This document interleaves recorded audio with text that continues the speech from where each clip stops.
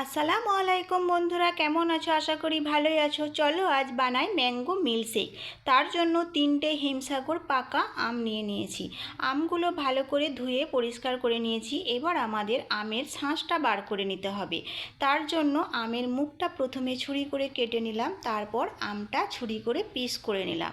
আমটা পিস করে নেবার পরে আবার ছুরি করে লম্বা লম্বা করে কেটে আবার চৌকো চৌকো করে কেটে আমটা ডিজাইন মতো করে নিলাম। আমার আমটা পাকা ছিল, কিন্তু চামচে করে এমনি বার করলেও বার করা হয়ে যেত।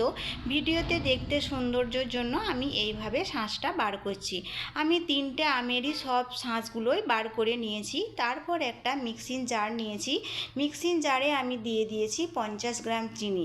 কিন্তু চিনিটা তোমাদের আন্দাজ মতো দেবে। আমটা কতটা টক কতটা মিষ্টি সেই মতো চিনি দিতে হবে। আমার আমটা প্রচণ্ড মিষ্টি ছিল, তাই আমি অল্প চিনি দিয়েছি। তারপর সমস্ত আমের শাঁসগুলো দিয়ে দিলাম। ফ্রিজে ঠান্ডা করে রাখা দুধ 1 কাপ দিলাম। 4 টেবিল চামচ দুধের সর দিয়ে একটা পেস্ট বানিয়ে নিলাম। ওই পেস্টটা একটা পাত্রে ঢেলে নিলাম। তারপর ঠান্ডা করে গাঢ় করে রাখা দুধ দিয়ে দিলাম। গাঢ় বলতে 1 লিটার দুধকে আমাদের গাঢ় করে 500 করতে হবে। তারপর 4 থেকে 5 ঘন্টা দুধটা ফ্রিজে রেখে ঠান্ডা করে আমাদের আমের পেস্টের সঙ্গে মেশাতে হবে।